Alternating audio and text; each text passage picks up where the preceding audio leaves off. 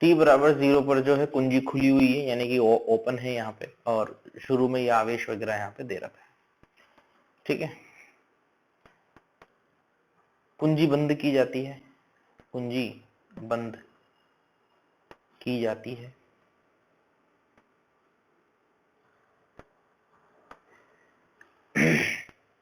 स्थायी अवस्था आने तक, स्थायी अवस्था आने तक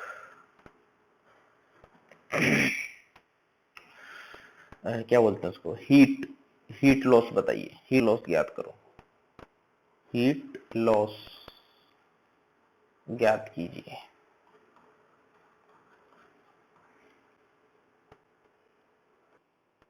देख अब मैं बताता हूं।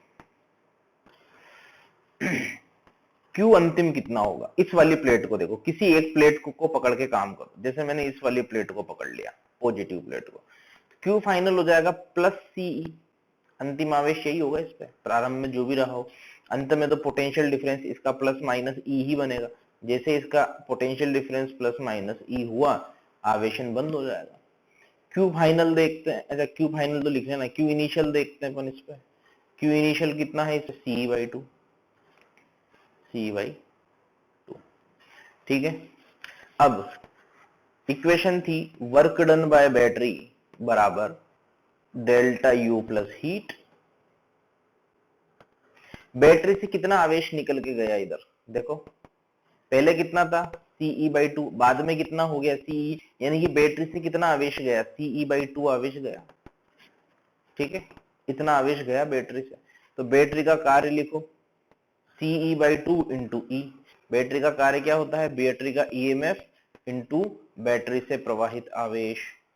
चलो लिखो फिर इस पे, ये हो जाएगा CE/2 इंटू E बराबर डेल्टा U, यानी कि U final minus U initial, तो U फाइनल कितना हो जाएगा Q²/2C, या फिर हाफ CV² से लिख दो, तो हाफ CE² अंतिम विभव E नजर आ रहा है, हाफ CE² माइनस प्रारंभिक कितना है, CE/2 आवेश है, यानी कि प्रारंभिक विभव E/2 है, तो इसको मैं लिख सकता हूं माइनस 1/2 CE/2 का होल स्क्वायर, ये बन गया E/2 का होल स्क्वायर, ये तो डेल्टा U बन जाएगा, प्लस हीट। इसको हल करो और देखो आंसर क्या आता है। क्या आंसर जो हीट है H जो है, क्या वह CE²/8 आ रहा है, चेक करो, यही आ रहा है ना।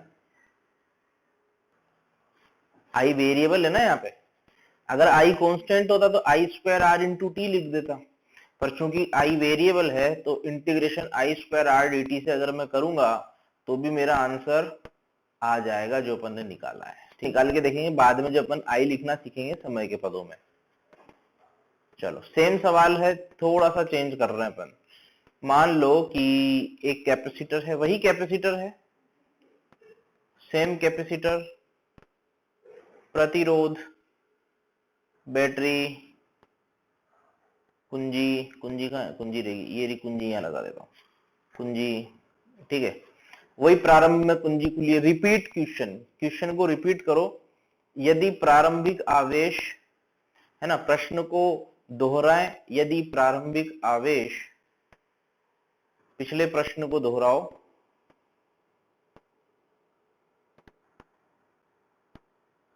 यदि प्रारंभिक आवेश, यदि प्रारंभिक आवेश 2CE है, प्लस माइनस मैंने बता रखा है कौन सा प्लस है कौन सा माइनस है, प्रारंभिक आवेश 2CE है, हीट कितनी निकलेगी बताइए, फिर मिलाना तुम्हारा आंसर क्या आता है।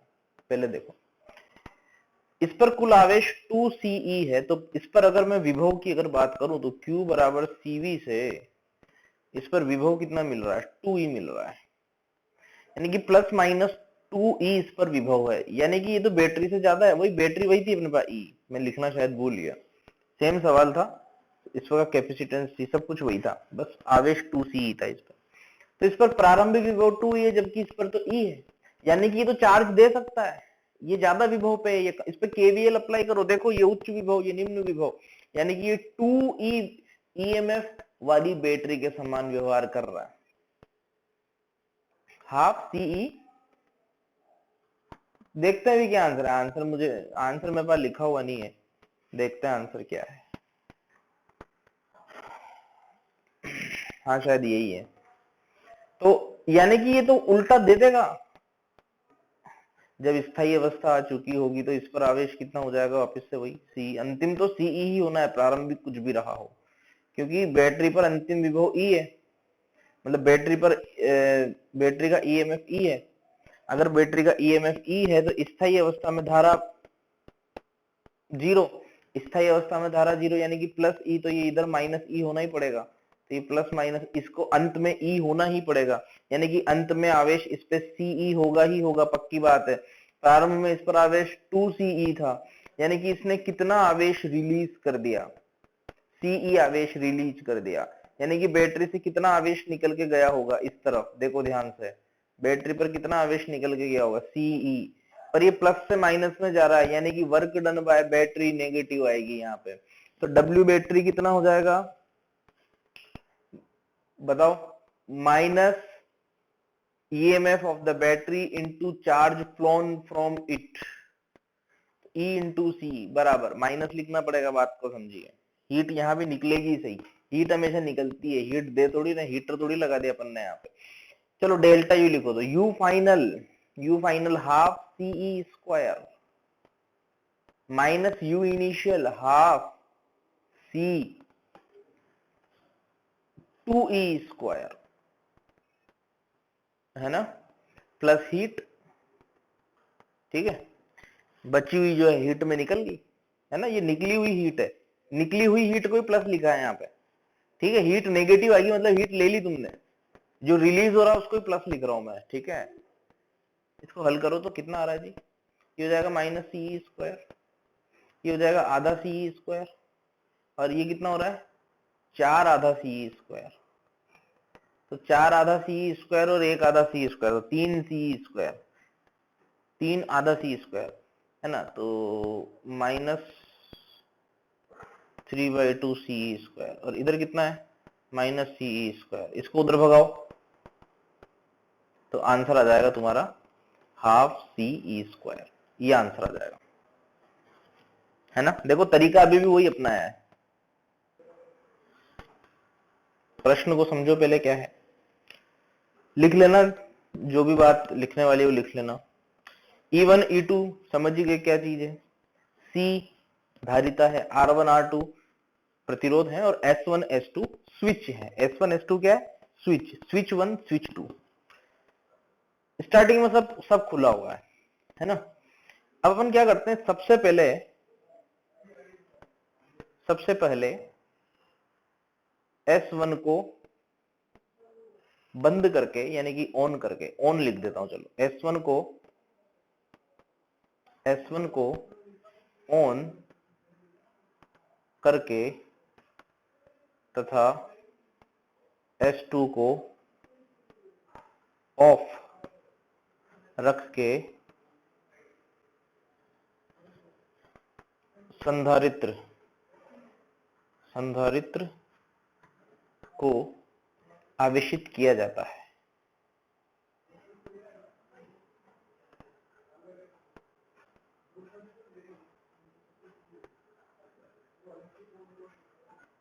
फिर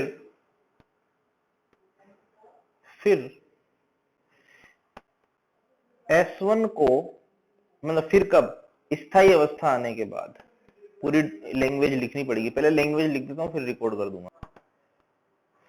सबसे पहले S1 को ऑन करके S2 को ऑफ रख के संधारित्र को आवेशित किया जाता है, स्थायी अवस्था आने के बाद S1 को ऑफ किया जाता है और S2 को ऑन किया जाता है। जब दोबारा स्थायी अवस्था आ जाती है तब तक कितना कुल हीट लॉस होगा ये बताना है। ये सबसे लिखा है, सबसे नहीं लिखा, सबसे पहले।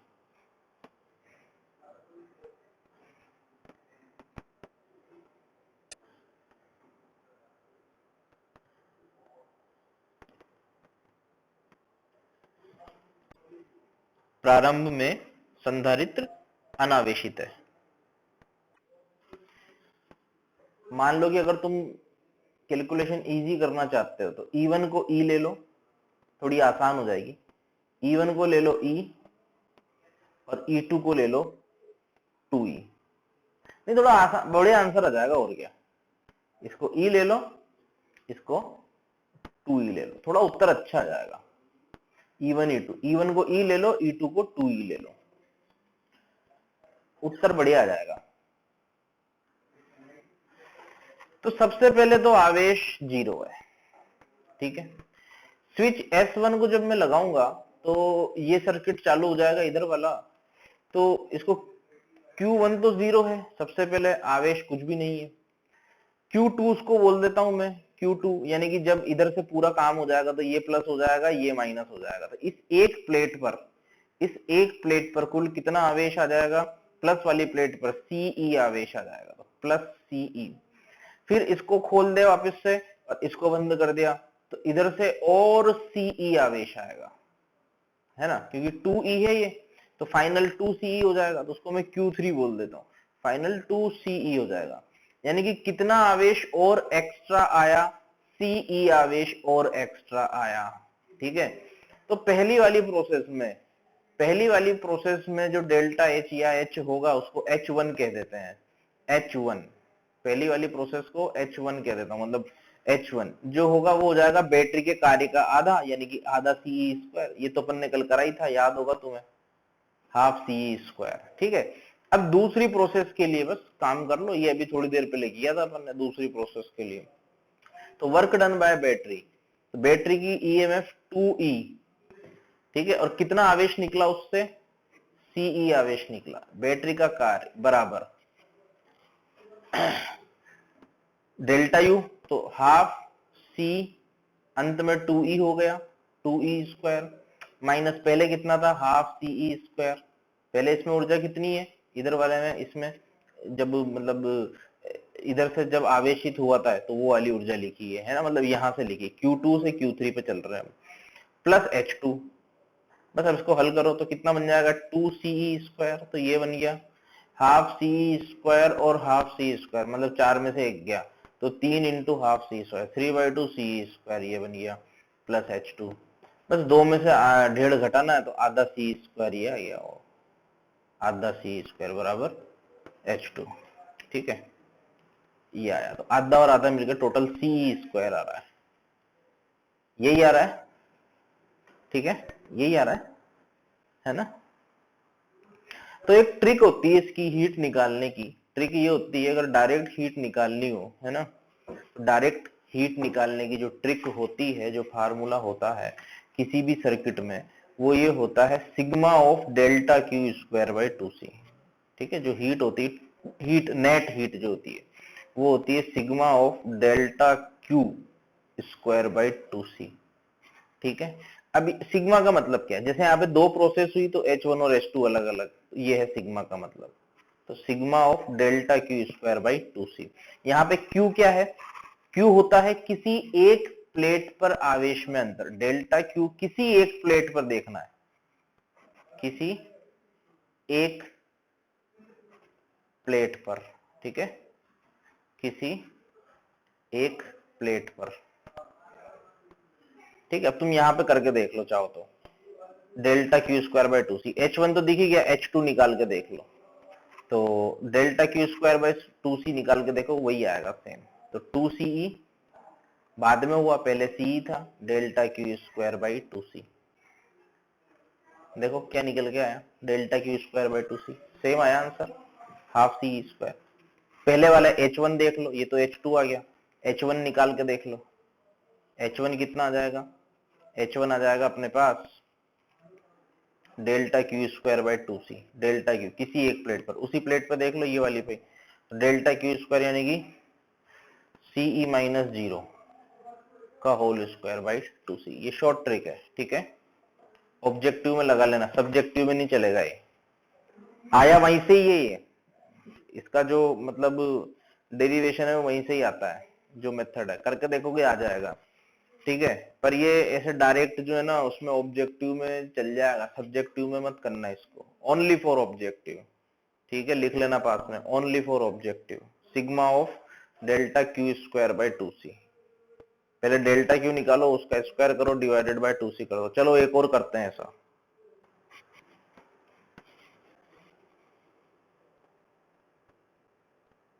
संधारित्र की धारिता C है, बैटरी का ईएमएफ E है, प्रतिरोध R है। T बराबर 0 पे ये प्लस टर्मिनल है, ये माइनस टर्मिनल है।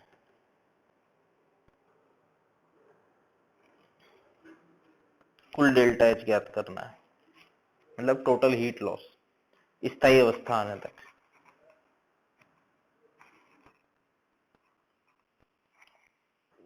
क्या बैटरी का बना रखा है ना, बड़ा वाला टर्मिनल प्लस होता है बैटरी का, यार ये तो पूछने की बात ही नहीं है।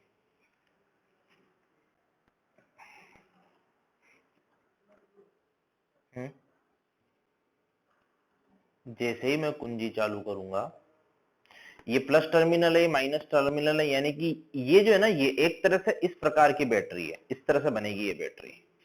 इस तरह की बैटरी के व्यवहार, मतलब इस तरह की बैटरी सा व्यवहार करेगा। ये प्लस ये माइनस विभवांतर हो जाएगा उसका ई, यानी कि धारा प्रवाहित होगी ऐसे, करंट ऐसे प्रवाहित होगा। कब तक प्रवाहित होगा? जब तक कि स्थायी अवस्था नहीं आ जाती। स्थायी अवस्था मतलब करंट जीरो।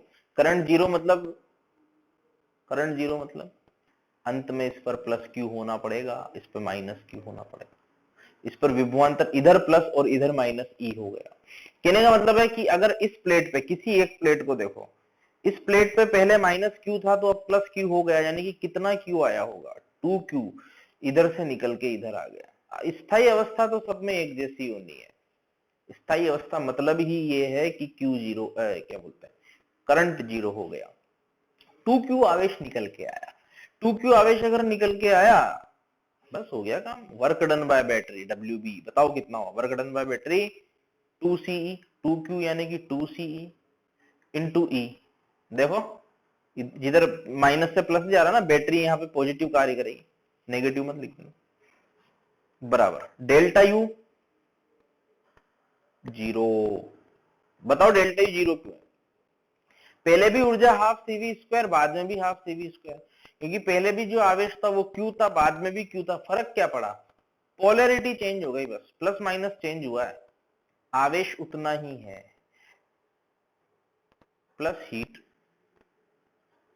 कितना आ गया? Heat 2c square. ट्रिक से करके देखो, delta Q square by 2c से। तो डेल्टा क्यू कितना है? किसी एक प्लेट पर माइनस से प्लस हो गया, यानी कि प्लस 2q है, तो 2ce Q square by 2c। Trick से करके देखोगे तो भी यही आएगा। एक सर्किट यहाँ पे दिखाया गया है जहाँ पे 3 बैटरियां हैं, कुछ प्रतिरोध हैं और 2 संधारित्र हैं। सभी संधारित्र निरावेशित थे प्रारंभ में, और कुंजियां बनाई नहीं है हालांकि, बट मान लो प्रारंभ में सब निरावेशित है। स्थायी अवस्था पे आने तक जो है बैटरियों का कितना कार्य हुआ, स्थायी अवस्था में आने तक कुल ऊष्मा हानि क्या हुई, और संधारित्र पर आवेश क्या क्या है, सारी बातें बतानी है। बैटरियों का नाम दे दिया है मैंने, B1 B2 B3। संधारित्रों का भी नाम देना चाहो तो दे दो, C1 C2 C1 C2। प्रतिरोधों का कोई काम है ही नहीं। एक मैं करता हूं, अगला तुम करना। मान लो कि ये रेफरेंस जीरो है, ये भी जीरो हो जाएगा। ये करंट तो फ्लो हो ही नहीं रहा स्थायी अवस्था पे, तो ये प्रतिरोधों का कोई रोल ही नहीं है। प्रतिरोध का तो रोल तब आता है जब करंट फ्लो हो रहा हो। करंट फ्लो होने के, करंट फ्लो होता है ना, तभी प्रतिरोध में जो है जान होती है। बिना करंट के प्रतिरोध कुछ है ही नहीं। तो 0 0 0, अगर ये 0 है तो ये विभव कितना हो जाएगा? 40। अगर ये 0 है तो ये विभव कितना हो जाएगा? 10। अगर ये 0 है तो ये विभव कितना हो जाएगा? 20। तो C1 पर आवेश मान लो Q1 है, तो पॉजिटिव नेगेटिव बनाते हैं, इधर होगा प्लस, इधर होगा माइनस। ठीक है, क्योंकि उच्च विभव है, ये निम्न विभव है, ये उच्च विभव तो ये प्लस ये माइनस।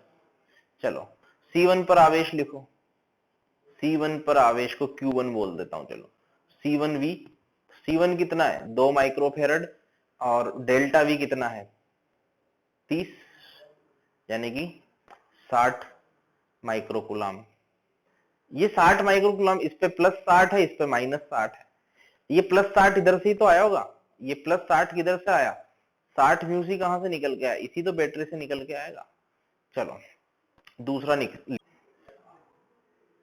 C2 पर Q2 लिखते हैं, C2 पर Q2, Q बराबर CV, C कितना है C2 का 4, V कितना है 20 - 10 यानी कि 10, कितना हो गया 40 माइक्रोकूलम। 40 माइक्रोकूलम इधर प्लस आएगा, इधर -40, इधर +40। कहने का मतलब ये हुआ इस बैटरी से कितना निकल के आया, इस वाली बैटरी से 40 माइक्रोकूलम, कितना निकल के आया। अगर इधर से 40 माइक्रोकूलम आया, इधर से 60 माइक्रोकूलम आया, तो केसीएल से, किरचॉफ्स करंट लॉ से, आवेश संरक्षण के नियम से 60 और 40 इधर से 100 गया होगा, 100 माइक्रोकूलम, क्योंकि ये माइनस आया ना, तो मतलब इस प्लेट से निकल के गया, इस प्लेट से निकल के गया, 100 माइक्रोकूलम इधर निकल के गया होगा। ठीक है, ये नेट है टोटल पूरे साम्य अवस्था आने तक, स्थायी अवस्था आने तक। चलो अब तीनों बैटरियों का कार्य लिख लो। WB1, तो उसको W1 बोल देते हैं। B1 का कार्य कितना हो जाएगा, उसका विद्युत वाहक बल इंटू उससे प्रवाहित आवेश 60। ठीक है, पॉजिटिव लेंगे ना, ये देख ये माइनस से, ये बैटरी धनात्मक कार्य कर रही है ना, देखे ना सपोर्ट लगा रही, किनके, क्या मैं समझा नहीं, क्या पूछ रहा तू। तो B1 का कार्य आ गया 40, क्या लिख रहा था मैं, हाँ B1 का कार्य EMF of the battery into 40, तो ये माइक्रो जूल में आएगा क्योंकि माइक्रो में चल रहा पूरा काम। ठीक है, तो W1 आ जाएगा 6 × 4 2400 माइक्रो जूल। W2 लिखो, W2 देखो नेगेटिव आएगा, प्लस टर्मिनल से जा रहा है ना, लोड की तरह भी व्यवहार कर रही है, तो माइनस लेना पड़ेगा। माइनस कितना आवेश निकला, 100 निकला, 10 यानी कि -1000। ठीक है, W3 लिखो, W3 कितना हो जाएगा, W3 कहाँ रहा, ये रहा, 40 निकला 20 वोल्ट, 40 × 20 कितना हो गया 800 माइक्रोजूल, इस तरह से माइक्रोजूल। ठीक, अब इन पर आवेश तो लिख ही लिए अपन ने, अब अपन इस पे वो लिखते हैं, क्या बोलते हैं, इसकी ऊर्जाएं लिखते हैं। तो कैपेसिटरों की अंतिम ऊर्जा लिख लो, प्रारंभिक तो 0 थी सही, तो पहले वाले की लिख लो U1 कितनी है, हाफ CV² 40 - 10 यानी कि 30, 30 का स्क्वायर 900 यानी कि 900 माइक्रोजूल। चलो U2 लिख लो, हाफ C है उसका 4, विभवांतर है 20 - 10 10 यानी कि 10 का स्क्वायर 100 यानी कि ये बन जाएगा 200 माइक्रोजूल। कुल कितना हो गया 1100 माइक्रोजूल, सॉरी मैं गुलाम लिख रहा हूँ, जूल लिखना है, बोल तो शायद जूल ही रहा हूं मैं, लिख गुलाम रहा हूं, जूल जूल जूल। ठीक है, अब इसको जोड़ो, 2400 - 1000 1400 प्लस 800, 900 कहां रह गया, 900 और 200 1100 हो गया ना टोटल। टोटल यू कितना आ गया 1100, और बैटरी का कार्य कितना आया कुल, जोड़ो हिसाब किताब, पूरा कुल कार्य लिख दो, इसको मतलब इसको मिटा देते हैं यहां से ताकि जगह बन जाएगी अपने पास।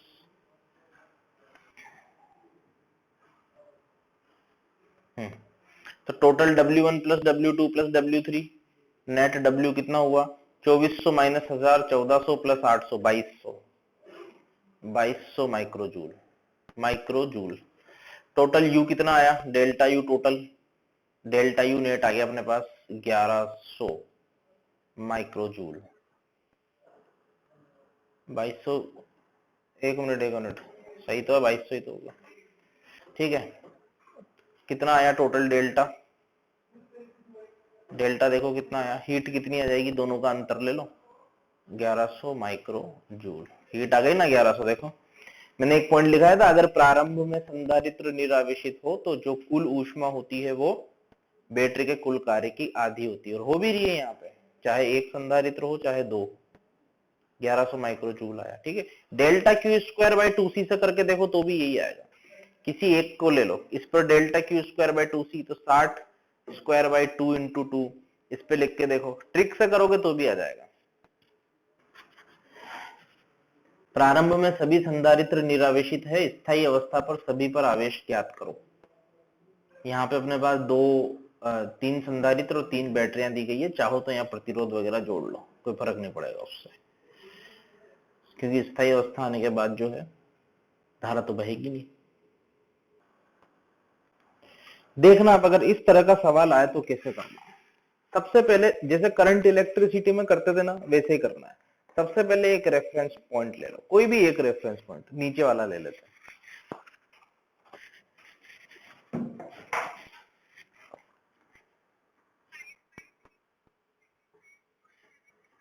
हम्म 25 देखते हैं।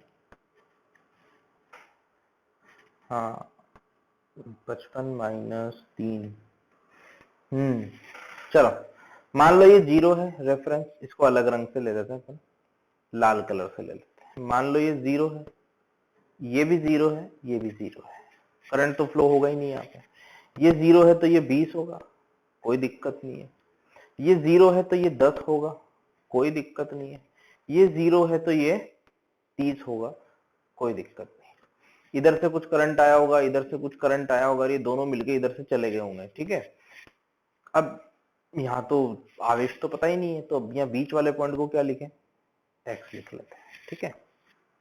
अब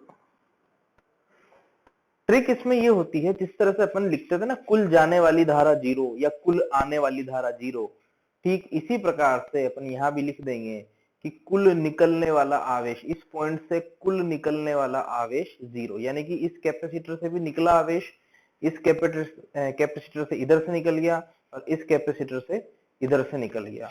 इस जंक्शन पे कुल निकलने वाला आवेश 0 कर दो, क्योंकि पहले तो कुछ आवेश था ही नहीं यहाँ पे, बाद में कुछ ना कुछ आ चुका होगा, ठीक है। अपने आप नेगेटिव आ जाएगा जिसको आना होगा।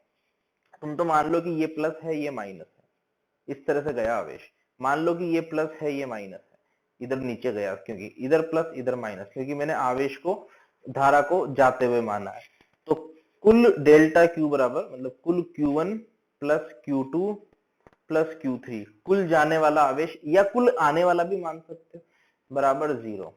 तो इधर से कितना आवेश प्रवाहित हुआ होगा, मतलब इस पर आवेश प्लस माइनस, अगर ये आवेश में मान रहा हूं यहाँ पे प्लस यहाँ पे माइनस, तो वो कितना होगा पॉजिटिव आवेश अगर होगा तो x माइनस 20 इंटू सी, यानी कि 1।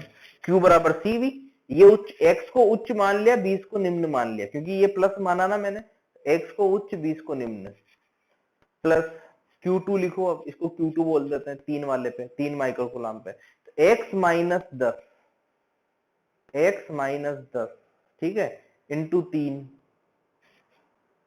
प्लस, क्योंकि अपन धारा नहीं लिख रहे, अगर धारा होती तो V बराबर IR लगा देते, अब धारा नहीं लिख रहे तो Q बराबर CV लगाना पड़ेगा। धारा लिख रहे हैं ना, आवेश लिख रहे हैं ना, इसलिए Q बराबर CV अप्लाई कर रहे हैं, प्लस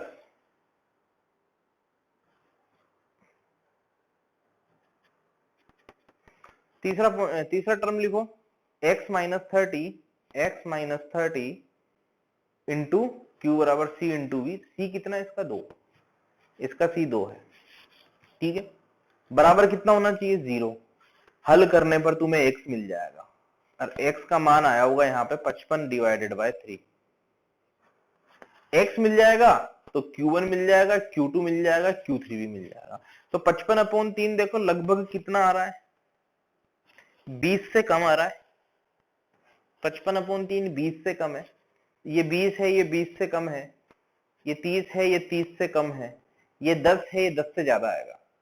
यहाँ पे तुम्हें पता चल जाएगा कौन उच्च विभव पे है कौन नहीं, अपने आप सब चीज पता चल जाएगी, x की वैल्यू अपने आप आ जाएगी। बात समझ पा रहे हो? किसी पे नेगेटिव आ गया ना, तुम समझ जाना कि अपन ने उल्टा मान लिया, जिस तरह से धारा में करते हैं उस तरह से है। अपनी जो अगली हेडिंग है वो है संधारित्रों का संयोजन, श्रेणी संयोजन, ठीक है। अब ये जो अपन रूल्स जो अपन निकाल रहे हैं ना, मतलब जो भी रिजल्ट निकालेंगे, इसमें प्रारंभिक आवेश समान है सब पर, ठीक है। सभी संधारित्रों पर प्रारंभिक आवेश समान है, ये मानते हुए काम कर रहे हैं। सभी संधारित्रों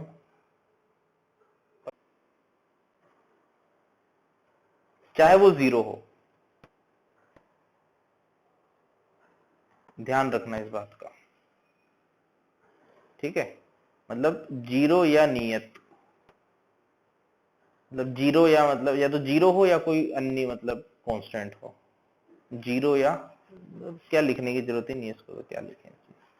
चलो, तो अगर अपन संयोजनों को संधारित्र क्या बोल रहा हूँ, संधारित्रों को श्रेणी क्रम में अगर मैं जोड़ दूंगा, इस तरह से जोड़ देंगे, ठीक है, इस तरह से, ये 3 ले लेते हैं। चलो, बैटरी लगा रखी है इस तरह से, तीनों पर प्रारंभ में कोई आवेश वगैरह मान लो था या नहीं था, पर जितना भी था एक जैसा था, जो भी था एक जैसा था, कुछ प्रतिरोध वगैरह है, मान लो बैटरी है, तो सेम बैटरी से मान लो कि इस पर Q आवेश आता है, इधर Q आवेश गया, मान लो करंट फ्लो हो रहा है, Q आवेश जाता है, तो ये प्लस Q इस पे से माइनस निकल के चल जाएगा, इस पे से Q प्रवाहित होके इस पे से Q आ जाएगा, ये यहाँ पे, फिर इस पे माइनस Q हो जाएगा, फिर माइनस Q इधर से निकल के प्लस Q हो गया, मतलब इस वाली प्लेट से निकल के इस वाली प्लेट पे आ गया, फिर इस वाली प्लेट से निकल के इस प्लेट पे आ गया, और फिर इससे निकल के ये बैटरी में चला गया। तो ध्यान रखना, अगर सभी पर प्रारंभिक आवेश समान थे और इनको श्रेणी में जोड़ दिया जाए तो सभी संधारित्रों पर आवेश समान होंगे, ठीक है। अब मान लो कि इस पर विभवांतर प्लस माइनस V1 है, इस पर विभवांतर प्लस माइनस V2 है, इस पर प्लस माइनस V3 है, ठीक है। तो मैं बोल सकता हूं कि Q बराबर, किसी समय पर मान लो Q है तो C1 V1 बराबर C2 V2 बराबर C3 V3, यानी कि विभव का अनुपात जो है, जो विभव मिला, जो V है, वो समानुपाती है 1/C के। तो मैं बोल सकता हूं यहां से कि अगर मुझे विभव निकालने हैं तो मुझे 1/C के अनुपात में निकाल करके काम करना पड़ेगा। अब इसका C इक्विवेलेंट निकाल लेते हैं। तो अपने को करना क्या है, तीनों को हटा के एक ही संधारित्र लगाना है, ताकि उतना ही आवेश रहे, उतना ही आवेश Q जाए, उतनी ही ऊर्जा हो, मतलब सब कुछ सेम रहे, पर तीनों को इकट्ठा करके एक ही लगाना है।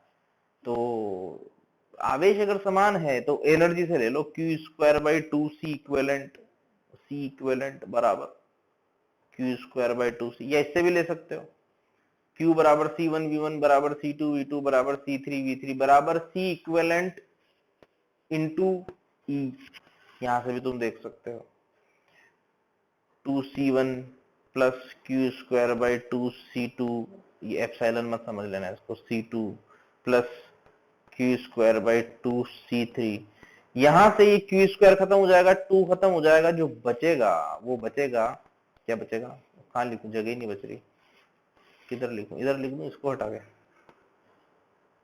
जो बचा वो ये बचा मेरे पास 1/C इक्विवेलेंट। प्रतिरोधों का रिवर्स आया, यहाँ पे प्रतिरोध जुड़ जाते थे, यहाँ पे इनवर्स करके जोड़ना, 1/C1 1/C2 1/C3, जितने भी हो सबको जोड़ना है, ठीक है।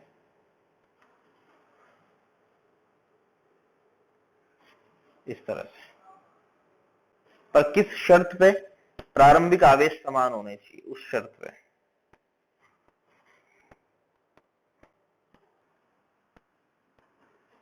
समांतर संयोजन, प्रारंभिक विभव समान, ठीक है। तो पोटेंशियल डिफरेंस दोनों पे सेम रहेगा किसी भी समय पर। मान लो इस पर Q1 आवेश है, ये प्लस माइनस है, इस पर Q2 आवेश है, ये प्लस माइनस है। तो अगर आवेश नहीं, प्रारंभिक विभव समान है, और किसी भी क्षण पर मतलब विभव अगर दोनों पे समान है, चाहे वो प्रारंभिक क्यों ना हो, किसी भी क्षण पे दोनों पे विभव अगर समान है, तो Q1 बराबर C1V, अगर ऊपर वाला C1 है, ठीक इसी तरह से Q2 बराबर C2V, ठीक है। तो मैं यहां से बोल सकता हूं कि Q1/Q2 बराबर C1/C2, एक तो ये रिलेशन मिल गया मेरे पास, यानी कि Q समानुपाती है C के, क्या है, Q समानुपाती, जैसे वहां पे क्या था, 1/V के समानुपाती था, सी किसके समानुपाती था, 1/v के। यहाँ पे Q प्रोपोर्शनल C आ चुका है क्योंकि V समान है दोनों पे, इसलिए। ठीक है, अब इनका संयोजन मुझे बनाना है, मतलब दोनों को इकट्ठा करके एक ही मतलब संधारित्र बनाओ कि कुल आवेश Q1 प्लस Q2 हो जाए, नेट बैटरी से जो निकल के आएगा Q1 प्लस Q2 हो जाए। तो दोनों को ऐड कर दो, Q1 प्लस Q2 बराबर C1 plus C2 into V। तो यहां से क्या पता चला, C इक्विवेलेंट बराबर C1 प्लस C2, या उससे भी देख सकते हो हाफ CV स्क्वायर से, half C equivalent into V square, half C equivalent into V square बराबर हाफ C1V स्क्वायर, V समान है तो V से देख लो, प्लस हाफ C2V स्क्वायर। ये हो गई बात, इतनी सी बात है बस, Q बराबर CV। C इक्विवेलेंट क्या बना यहाँ पे, C इक्विवेलेंट बन जाएगा C1 प्लस C2। आवेश किसके समानुपाती होंगे, C के। जैसे मान लो ये C है, ये 2C है, ऊपर वाला 2C नीचे वाला C, तो ऊपर 2Q नीचे Q, C1 plus C2 plus C3 plus जितने भी वो सब जुड़ जाएंगे, इस तरह से होगा इसमें C इक्विवेलेंट। ठीक है, ये बात है, C1 plus C2 plus C3। तो ये दो फॉर्मूले याद करने हैं, बाकी तो कोई दिक्कत नहीं है।